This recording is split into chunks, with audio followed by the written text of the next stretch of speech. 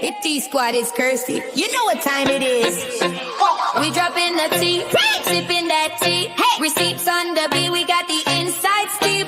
Spill it, sip it, serve it, come get it with me. It's dropping the tea, dropping the tea. Hey T Squad, it's Kirsty.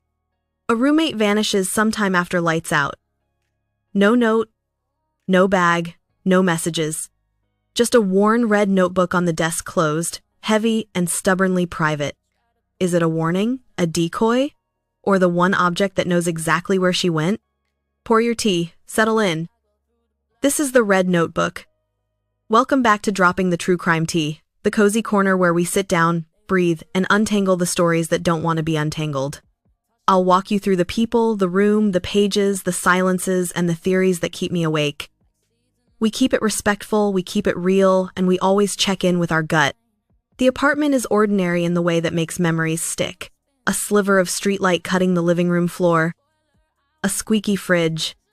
A hallway that whispers when doors close. Two roommates, let's call the narrator J and the missing roommate M. They share bills. They share playlists. They share a small corkboard by the door with delivery menus and a single postcard pinned at a tilt. M is the kind who underlines sentences in paperbacks. J is the kind who keeps spare batteries in a tiny toolkit. They're not dramatic. They're practical. Which is why what happens next feels so out of character for both of them. The evening is nothing to remember. Noodles, a sitcom rerun, laundry humming along. J goes to bed. M says she'll finish a chapter at the desk. The red notebook sits beside the lamp, elastic band looped around, a pen tucked into the spine. At some point, the apartment exhales. Night settles. Doors whisper. Pipes click. Morning comes like a tap on the shoulder. Jay wakes to the soft buzz of the fridge and the sound of nothing else. M's bedroom door stands open. The bed is made the way she likes it, hands smoothing the duvet as if erasing the day.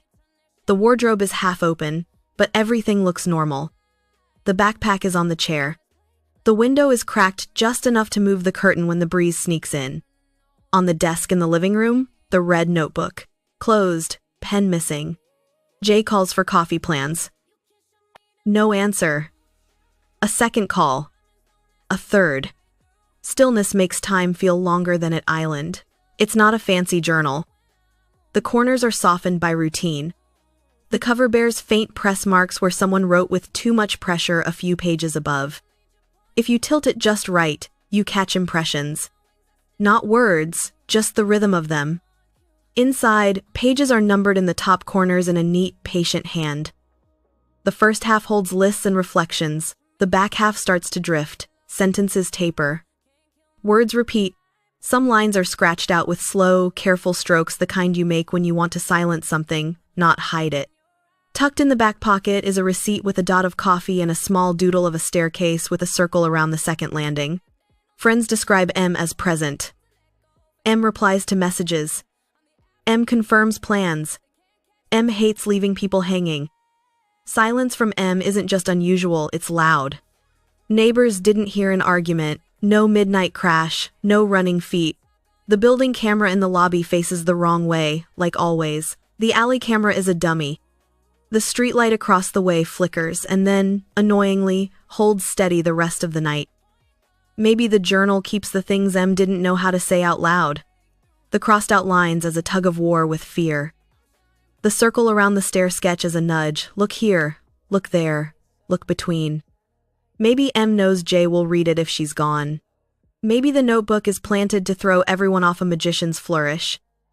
If so, what's the trick? The missing pen? The staircase doodle? The made bed?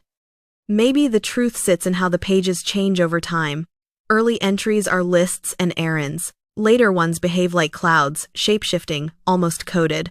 That transition might mark when the problem arrived. Every building has a space that holds its secrets.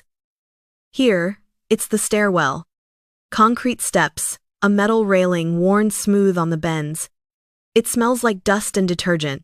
The circle around the doodled landing suggests a place where sound changes, where footsteps from above and below overlap and confuse. Stand there, and you hear more than one direction at once. Neighbors recall a soft set of steps during the night. Not rushed, not dragging. Measured. A door eased shut. Then nothing. Why is the pen missing? If you tidy up, you put the pen back. If you're interrupted, the pen stays out. If you leave on purpose, you pocket it without thinking. A missing pen feels small until you realize it's the only object that would bridge the space between a mind and the page. Messages show a steady rhythm that suddenly thins. The last reply is gentle and non-committal, like steam leaving a cup. There's no flaming argument in text, no farewell, no midnight burst of confessions, just a quiet tapering. Jay's calls stack up with that mechanical patience phones have. They wait, they glow, they go dark. The receipt says coffee, no surprise. The small staircase doodle on it matches the one in the notebook. The circle around the same landing repeats. What does that landing hold? A blind spot? A sound that's different from the rest? Sometimes, the place where two echoes meet is the place a secret is easiest to pass by without noticing. A neighbor across the hall remembers M humming during laundry earlier that week. The barista 2 blocks over remembers a smile that didn't hold. The delivery driver remembers the bright cover of a notebook in a backpack pocket, then not seeing it later. Tiny truths, all of them, but truths don't always add up in a straight line. If the notebook is a warning, the crossed out lines aren't shame, they're caution tape. The missing pen means the message is unfinished, or taken. If the notebook is a decoy, the neat, made bed is theater. The open window is misdirection, a breeze is alibi. If the notebook is the key, the transition in tone is a map. The stairwell landing is the legend that explains it. The front door isn't damaged, locks are stubborn but not bent. That means either a friendly exit or a key that wasn't supposed to exist. Spare keys have a way of multiplying in old buildings. Ask any landlord, someone always forgets to return one. Look at the desk again. Lamp, mug, coaster, the red notebook. A single hair tie that M never uses, because she prefers clips. Why is it there? It might be nothing. It might be the kind of nothing that only feels like nothing until you realize who actually wears hair ties in that circle of friends. On the corkboard, behind the postcard, there's a thin indentation in the pinboard fabric, like a small square used to live there. A pass card? A photo booth strip? Something that moved, leaving only its absence. Emptiness is a breadcrumb if you know how to read it. If M left by choice, what would she take? Phone, wallet, keys, the notebook, probably unless leaving it matters more than taking it. If she didn't leave by choice, what would vanish? Noise, struggle, witnesses. Sometimes a quiet exit is the loudest clue because real life rarely turns down its own volume unless someone is helping it do so. Jay stands on the circled landing, holds the phone, and calls M. The ringtone vibrates through the building like a tuning fork. It's different here. Not louder, wider. It stretches. It blurs direction. If you wanted to leave without being followed, this would be the place to confuse anyone listening. You could walk down a few steps, up a few more, pause, reverse. And to anyone trying to track, you'd be everywhere and nowhere at once. The notebook never confesses. It hints. The early pages hold coffee orders and library hours. The middle pages collect sentences that don't finish. The last pages repeat a phrase like a mantra, find the second landing. But the words are crossed out every time, as if saying them might invite something you don't want to invite. People cross out words when they want to control them. When they don't trust how ink turns thought into evidence, crossing out is both an admission and a refusal. It says, I thought this, and you can't prove I did. Both are true. The building is a map. The landing is the legend. The missing pen is the compass you wish you still had. Every choice M made that night leaves a small pressure mark, just like the impressions on the notebook cover. My working theory leans toward the notebook as a key. The changes in tone mark a shift in M's inner landscape. The circled landing is a chosen acoustic blind spot, the kind you find by testing sound with your own steps. The missing pen means there was still writing to do, either taken away or carried forward. If you were leaving willingly, would you take the notebook or leave it as a message? Do you think the circled landing marks a meeting point or a place to vanish? What's the one object on the desk that doesn't belong, and who does it point to?